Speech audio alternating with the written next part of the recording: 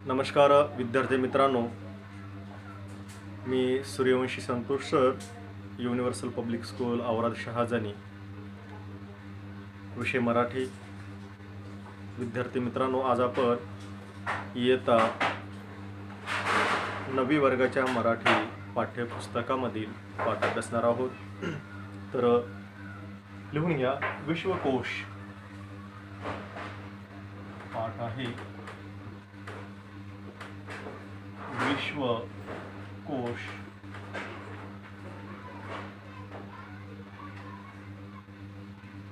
स्थूल वाचनाचा आहे हा.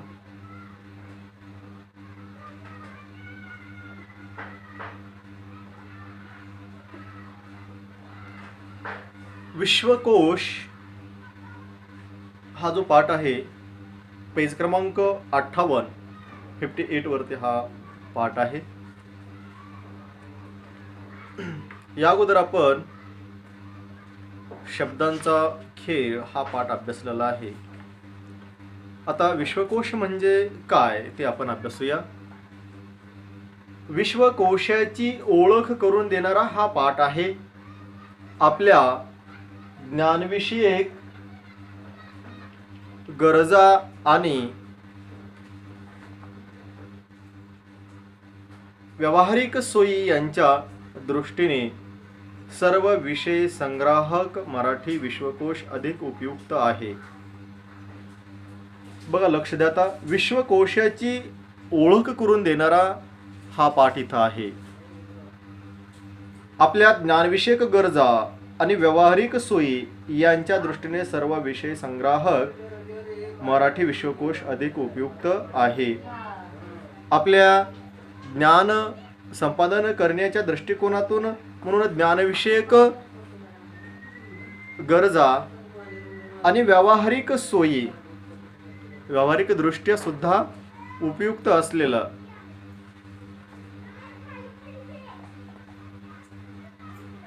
व्यावहारिक सोयी या दृष्टीनेही उपयुक्त.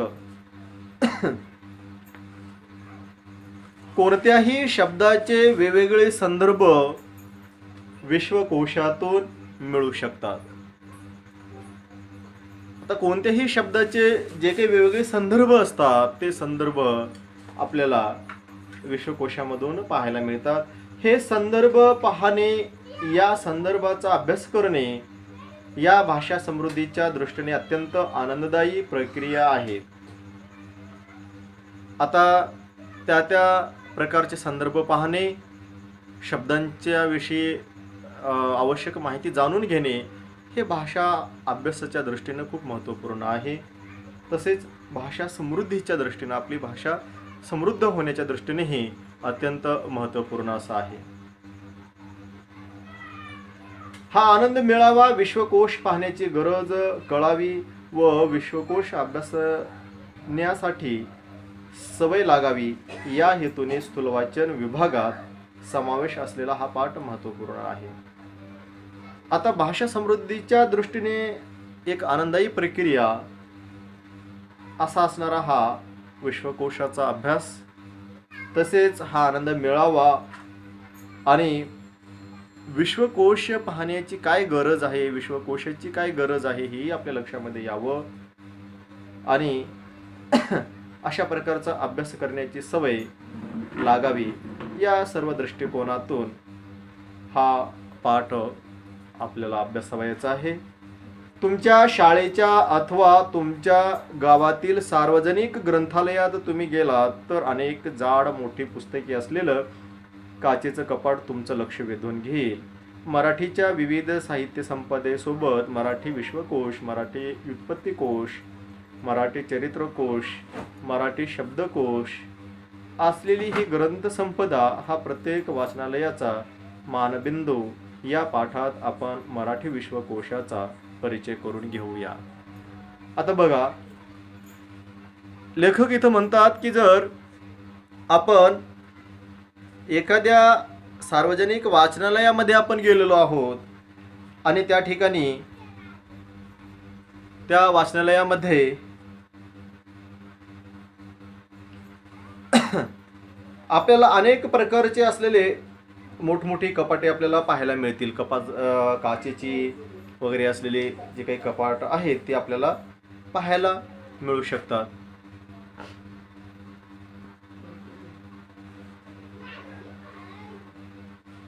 आपण एखाद्या सार्वजनिक वाचनालयामध्ये जर गेलो, ग्रंथालयामध्ये गेलो आपण, तर त्या ग्रंथालयामध्ये अनेक प्रकारची पुस्तके आपणास पाहावयास मिळू शकतील. आणि ही जी काही पुस्तके आहेत ते पाहिल्यानंतर त्याच्याबरोबर इतर मराठी साहित्यामधील अनेक पुस्तके आपल्याला पाहायला मिळू शकतात. तसेच मराठी व्युत्पत्तीकोश आहे, विश्वकोश आहे, चरित्रकोश आहे, मराठी शब्दकोश आहे, असलीही ग्रंथसंपदा आपल्याला पाहायला मिळतात. तेथील त्या ग्रंथालयामधील हा एक मानबिंदू असं ठरत असतो. मानव्य विद्या, विज्ञान व तंत्रज्ञान यातील सर्व विषयांचे अद्ययावत ज्ञान. बघा, मानव्य विद्या, विज्ञान व तंत्रज्ञान यातील सर्व विषयाचे अद्ययावत ज्ञान एका व्यापक योजनेखाली संकलित करणारा असा हा मराठी विश्वकोश. आता विविध प्रकारचे हे विद्याशाखा आहे. समजा मानवी विद्या, विज्ञान, तंत्रज्ञान हे असणारे अशा.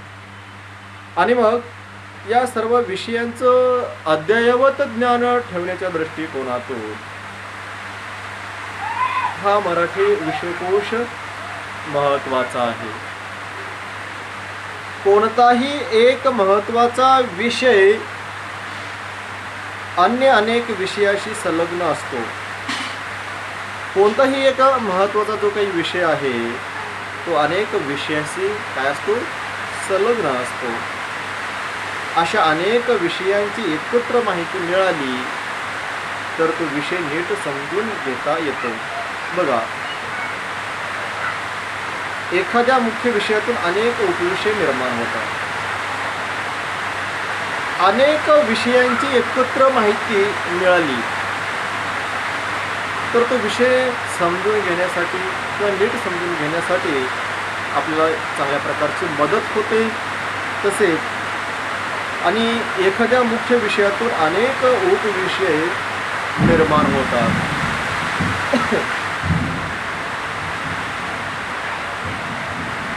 आपण उदाहरणामध्ये वैद्यकशास्त्र याविषयीची आपण माहिती घेऊया इथं.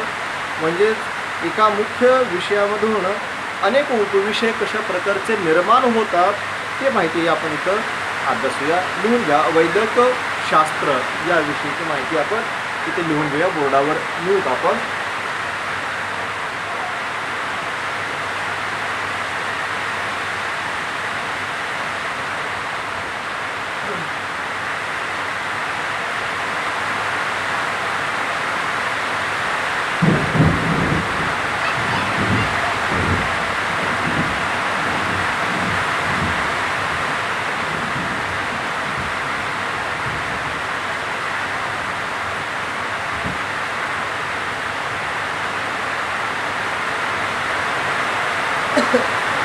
वैद्यकशास्त्राविषयी आपल्याला इथं माहिती लिहून घ्यावयाची आहे. आता नंबर 1 ला बघायचं, औषध विज्ञान.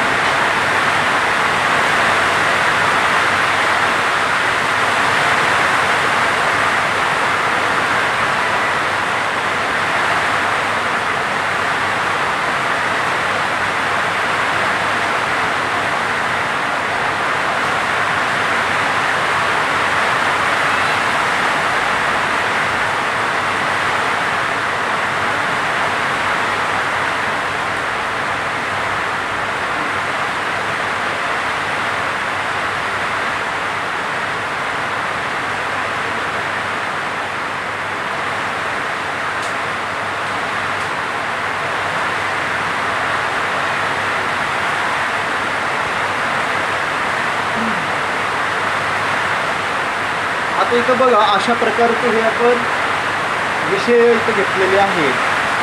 औषध विज्ञान, जीव रसायनशास्त्र, शारीरिक क्रिया विज्ञान, शरीर आणि रोगजंतुशास्त्र.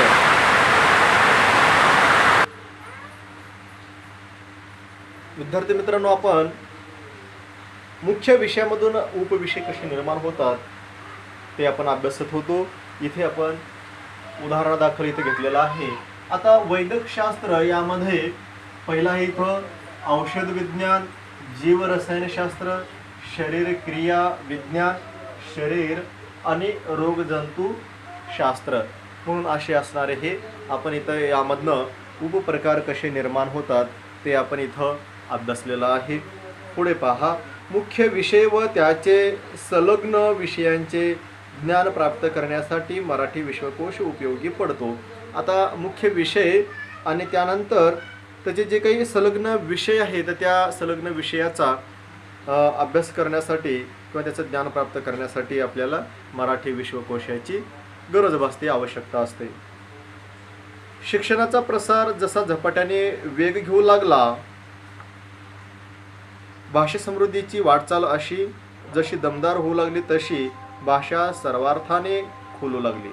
बघा, आता शिक्षणाचा प्रसार हा झपाट्याने वेग घेऊ लागल्यामुळे मग भाषा समृद्धीची ही वाटचाल समृद्ध होऊ लागलेली आहे, दमदार होऊ लागलेली आहे. आणि म्हणून मग भाषा सर्वार्थाने खुलू लागली. म्हणजे सगळ्याच अर्थाने भाषा ही खुलू लागली, तिचा विकास होऊ लागलेला आहे. भाषामध्ये आदानप्रदान होऊन अनेक नवे शब्द मराठीत रूढ झाले. आता भाषामध्ये आदानप्रदान देवाणघेवाण होऊन मग अनेक नवे शब्द मराठीमध्ये रूढ झालेले आहेत.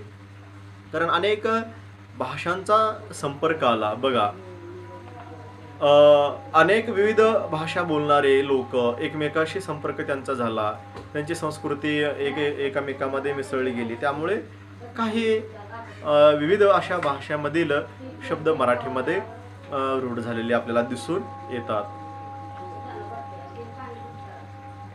वाढत्या औद्योगिकीकरणामुळे समाजाच्या वैज्ञानिक व तांत्रिक गरजा वाढू लागल्या. आता वाढत्या औद्योगिकीकरण म्हणजेच उद्योगधंदे वगैरे व्यापार वाढत असल्यामुळे समाजाच्या काही वैज्ञानिक व तांत्रिक गरजा सुद्धा वाढू लागलेल्या आहेत. अनेक नवे शब्द अस्तित्वात आले, शब्दांना नवीन आयाम प्राप्त झाले. त्याचबरोबर सर्व विषय संग्राहक विश्वकोशाची गरज निर्माण झाली. म्हणजे अनेक नवीन शब्द अस्तित्वात आले, ते शब्द भाषेमध्ये रूढ होऊ लागले, त्यांना एक वेगळ्या प्रकारचा अर्थ प्राप्त होऊ लागलेला आहे. आणि म्हणून या सर्व शब्दाविषयीची माहिती, ज्ञान आपल्यास मिळण्यासाठी विश्वकोशाची गरज निर्माण झाली.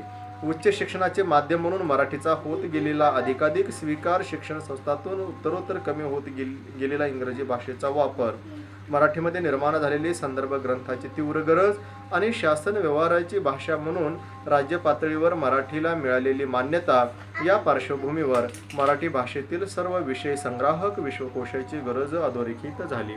आता बघा, मराठीमध्ये विश्वकोशाची गरज का निर्माण झाली हे या उतार्यामध्ये वर्णन करण्यात आलेलं आहे. आता उच्च शिक्षणाचं माध्यमही म्हणून मराठी भाषेचा वापर करण्यात आलेला आहे, वाढत गेलेला आहे, त्याचा स्वीकार झालेला आहे.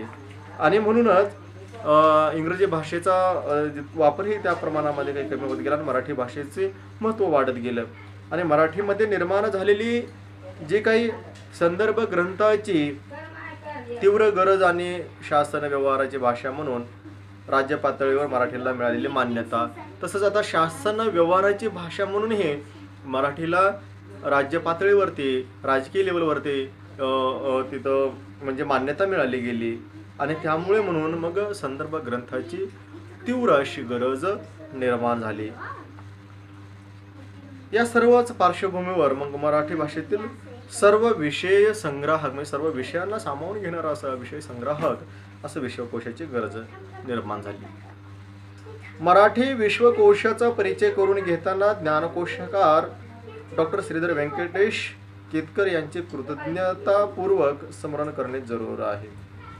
आता मराठी विश्वकोशाचा जो काही परिचय आहे तो करून घेत असताना आपल्याला ज्ञानकोशाकार म्हणून डॉक्टर श्रीधर व्यंकटेश केतकर यांची कृतज्ञता आपल्याला बाळगणं गरजेचं आहे.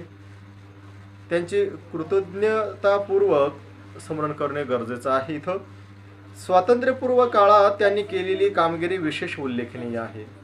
स्वातंत्र्य मिळण्याच्या अगोदरच त्यांनी अत्यंत मोलाचं असं त्यांनी कार्य केलेलं आहे, उल्लेखनीय आहे त्यांचं. तथापि त्यानंतरच्या काळात, विशेषतः स्वातंत्र्योत्तर काळात ज्ञानविकासाच्या क्षेत्राचा ज्या वेगाने विकास झाला, हा विकास लक्षात घेऊन विद्यमान ज्ञानक्षेत्राचा सर्वांगीण परिचय करून देणारा मराठी विश्वकोश हा आश्वासक प्रयत्न आहे. बघा, म्हणजे त्यानंतर स्वातंत्र्योत्तर काळामध्ये, स्वातंत्र्य मिळाल्यानंतर ज्ञानविकासाच्या क्षेत्राच्या ज्या वेगाने विकास झाला, त्यामध्ये हा विकास लक्षात घेऊन विद्यमान ज्ञानक्षेत्राचा सर्वांगीण परिचय करून देणारा मराठी विश्वकोश हा आश्वासक प्रयत्न आहे. म्हणजेच जो मराठी विश्वकोश आहे, तर ज्ञानक्षेत्रातील सर्वांगीण विषयाचा त्यामधनं जो परिचय आहे किंवा सर्वांगीण ज्ञान मिळण्याच्या दृष्टीने मराठी विश्वकोशाची गरज इथं किंवा त्याचे महत्त्व आपणास लक्षात घेणं गरजेचं आहे. विश्वकोश असा तयार झाला. आता विश्वकोश कशा प्रकारचा तयार झाला, इथं काही पॉईंट आहे ते आपण अभ्यासूया. विषयवार तज्ज्ञांच्या समितीची रचना केली गेली. अगोदर विषयवार जे तज्ज्ञ आहेत अशाची रचना करण्यात आली. प्रत्येक विषयाच्या नोंदीची शीर्षके निश्चित केली गेली. प्रत्येक जे काही विषय असतील त्या विषयाच्या नोंदीची शीर्षके निश्चित करण्यात आलेली आहे. मुख्य, मध्यम, लहान नोंदीतील मुद्द्यांची टाचणे तयार केली गेली. मुख्य, मध्यम, त्यानंतर लहान अशा नोंदीतील मुद्द्यांची टाचणे तयार केली गेली. नोंदीच्या मर्यादा आखून टाचनामध्ये तशा सूचना दिल्या गेल्या. प्रत्येक विषयातील मुख्य, मध्यम, लहान व नाममात्र नोंदीच्या याद्या तयार केल्या गेल्या. बघा, काय काय करण्यात आलं. मुख्य, मध्यम, लहान नोंदीतील मुद्द्यांची टाचणी तयार केली गेली. नोंदीच्या मर्यादा आखून म्हणजेच त्याची लिमिट त्याच्यामध्ये ते सांगण्यात येतं आलेलं आहे. आणि टाचनामध्ये तशा सूचनाही दिल्या गेल्या. प्रत्येक विषयातील मुख्य, मध्यम आणि लहान व नाममात्र नोंदीच्या याद्या तयार केल्या गेल्या. प्रत्येक विषयातील मुख्य, मध्यम, लहान अशा असलेल्या याद्या तयार केल्या गेल्या. आकार विल्ल्यानुसार या याद्या लावण्यात आल्या. आकार विल्ल्यानुसार या याद्या लावण्यात आल्या. आकार विल्ले वगैरे म्हणजेच त्या शब्दांचं जे वर्णक्रमानुसार त्याची रचना करण्यात आलेली आहे. 1976 या वर्षी महाराष्ट्र राज्य साहित्य संस्कृती मंडळाने मराठी विश्वकोशाचा पहिला खंड प्रकाशित केला. 1976 महाराष्ट्र राज्य साहित्य संस्कृती मंडळ हे असणारं त्यांनी मराठी विश्वकोशाचा पहिला खंड प्रकाशित केला गेला. सध्या विश्वकोशाचे 18 खंड प्रसिद्ध आहेत. बघा, मराठी विश्वकोशाचे किती खंड प्रकाशित आहेत, तर 18 विश्वकोश प्रकाशित आहेत. विश्वकोश यासाठी पाहावा. आता विश्वकोश कशासाठी पाहावा याचं आहे ते बघा. आपल्या ज्ञानविषयक गरजा मराठीतून भागवण्यासाठी, जागतिक ज्ञानक्षेत्राचे क्षितिज विस्तारताना आपल्या विविध विषयातील कुतूहलास इष्टवळण लागण्यासाठी. म्हणजे आपल्या ज्ञानविषयक जे काही गरजा असतील, ज्या गोष्टीचं आपल्याला ज्ञान हवं आहे, त्यासाठीही आपल्याला विश्वकोश पाहणं गरजेचं आहे.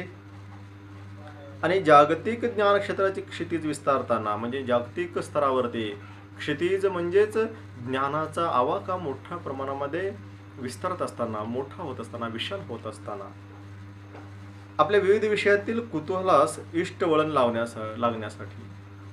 म्हणजे आपल्या मनातील जे काही कुतूहल आहे, जिज्ञासा आहे, ज्या विषयाचं ज्ञान हवं आहे त्याच्याविषयीची योग्य अशी माहिती मिळण्यासाठी.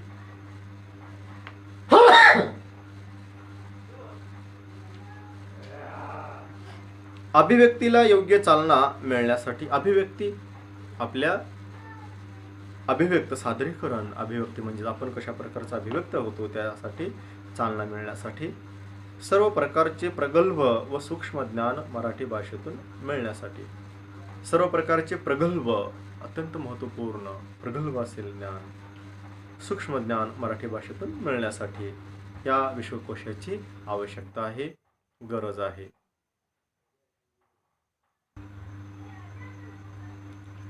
विश्वकोश यासाठी पाहावा आणि आपण त्याविषयी माहिती आपण इथं अभ्यासलेली आहे. आता विश्वकोश कसा पाहावा याविषयी आपण इथं माहिती घेऊया. बघा, लक्ष द्या. शब्द आकारविल्ले अनुज्ञेयनुसार पाहावे. बाराखडीतील स्वर व व्यंजन यांच्या स्थानानुसार अनुक्रमे दिलेला शब्द पाहावा. विश्वकोश कसा पाहावा तर शब्द आकारविल्ले अनुज्ञेनुसार पाहावेत. म्हणजे शब्दांची रचना, ज्या वर्णमालेची रचना असते ना, तशा प्रकारची. बाराखडीतील स्वर व व्यंजन यांच्या स्थानानुसार अनुक्रमे दिलेला शब्द पाहावा. एन्सायक्लोपीडिया ब्रिटानिकाप्रमाणे मराठी भाषेतील सर्व विषय संग्राहक विश्वकोश तुमच्या ज्ञानात, तुमच्या भाषिक समृद्धीत निश्चित भर घालणारा आहे. भाषा व त्या संबंधीचे संदर्भ यांची गंमत अनुभवण्यासाठी विश्वकोश पाहण्याची सवय लावून घ्यायला हवी. म्हणजे आता भाषिक समृद्धीत निश्चितच भर घालण्यासाठी आणि त्या शब्दाविषयीचं ज्ञान, त्याच्याविषयीची माहिती अभ्यासण्यासाठी आपल्याला विश्वकोशाची अत्यावश्यक गरज आहे. तुमच्या माहितीसाठी तुम्हाला आवडणारी शब्दकोडी व फॅशन्स पैकी केशरचना या शब्दांचे संदर्भ विश्वकोशाचा आधार घेऊन येथे देत आहोत. आता तुमच्या माहितीसाठी तुम्हाला आवडणारी शब्दकोडी व फॅशन्स पैकी केशरचना, इथं लेखक म्हणतात की आवडणारी काही शब्दकोडी आहे व फॅशन्स पैकी केशरचना या शब्दांचे संदर्भ विश्वकोशाचा आधार घेऊन येथे देत आहोत. पाहूया आपण इथे उदाहरण. तुम्हाला आवडणारे कोणतेही शब्द, त्यांचे अर्थ, संदर्भ विश्वकोशातून शोधा व भाषेचे अनोखे अंग जाणून घ्या. विश्वकोश आता एका क्लिकवर. या ठिकाणी आपल्याला वेबसाईट दिलेली आहे, त्याचं इथं आपण वाचन केलं. आता पुढे बघूया. उदाहरण आहे इथं शब्दकोडे. पेज क्रमांक 59 वरतीच आहे, 49 वरती. पुढील पानावरील शब्दकोडे दिलेल्या वाक्यांच्या आधारे सोडवा. बघा,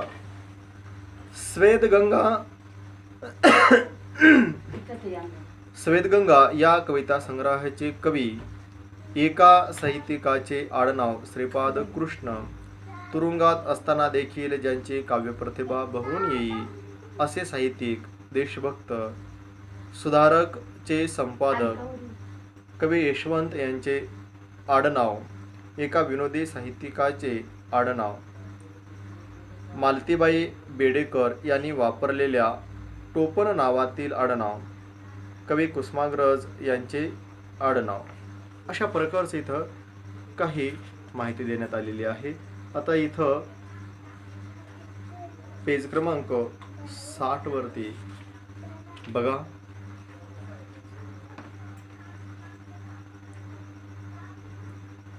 आर्थर विन याने 21 डिसेंबर 1913च्या न्यूयॉर्क वर्ल्डच्या अंकात अशा प्रकारचे पहिले शब्दकोडे प्रसिद्ध केले.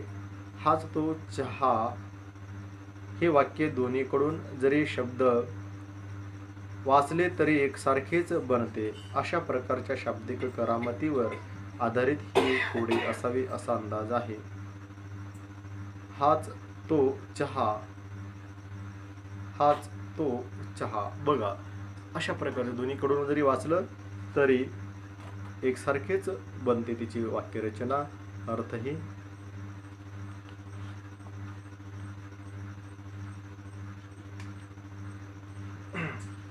पुढील पानावरील शब्दकोडे दिलेल्या वाक्यांच्या आधारे सोडवा. श्वेतगंगा या कविता संग्रहाचे कवी, श्वेतगंगा याचे कवी इथं आपल्याला शोधायचं आहे.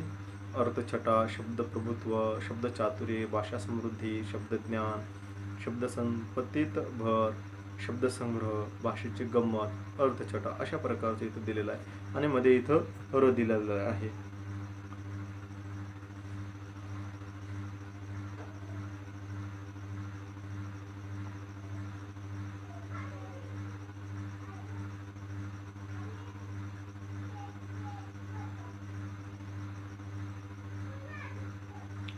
मुलांनो, विविध वृत्तपत्रे, मासिके, साप्ताहिके यामध्ये येणारी शब्दकोडी तुम्ही सोडवता आणि भाषेची गंमत अनुभवता.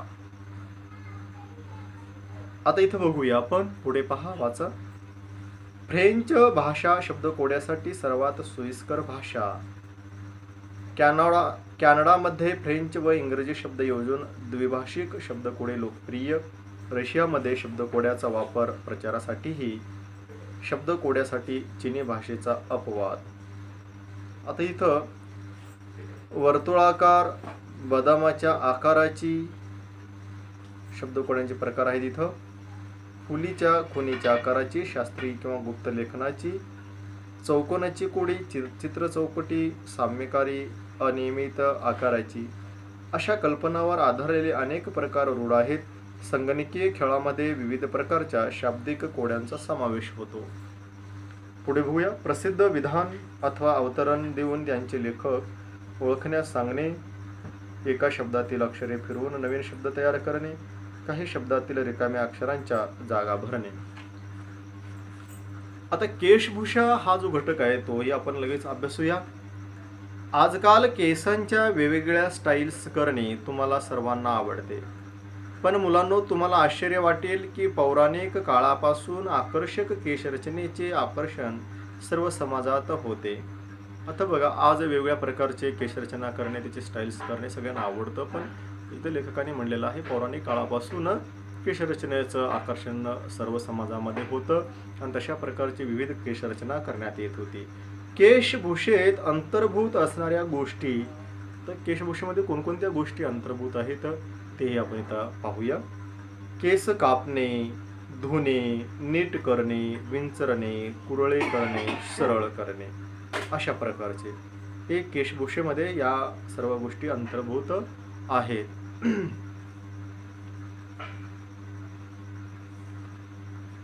अंतर्भूत आहेत.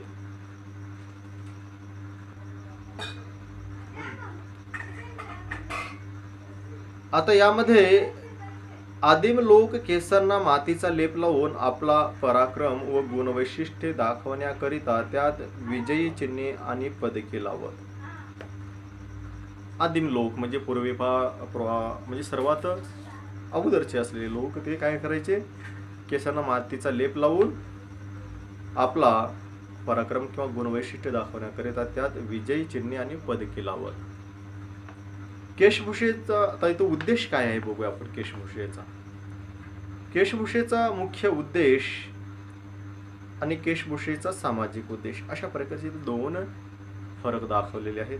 आकर्षकता किंवा सौंदर्य वाढवणे हे केशभूषेचा मुख्य असणारा उद्देश आणि सामाजिक उद्देश काय, सामाजिक संकेतानुसार प्रतिकात्मक केशभूषा म्हणजे सामाजिक संकेतानुसार ही काही प्रतिकात्मक केशभूषा केली जाते.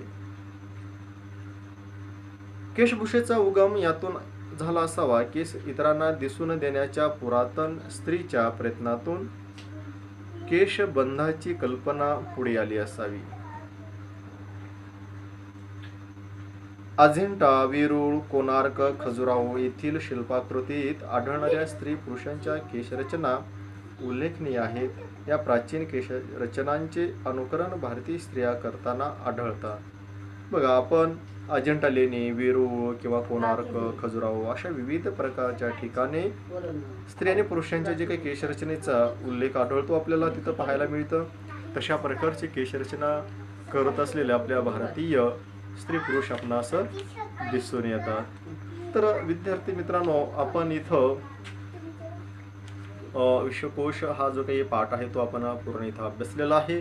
यामधील सर्व घटकांचा व्यवस्थित अभ्यास करा आणि स्वाध्यायाचे असलेले प्रश्नही चांगल्या प्रकारे लिहा.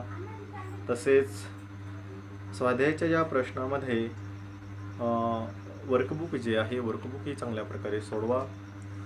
यामध्ये विविध केशरचनांचं, विश्वकोशाची माहिती, विश्वकोशाचा उपयोग आपणासाठी कशा प्रकारचा आहे याविषयीची माहिती आपण इथं अभ्यासलेली आहे. धन्यवाद. आपण इथं थांबूया.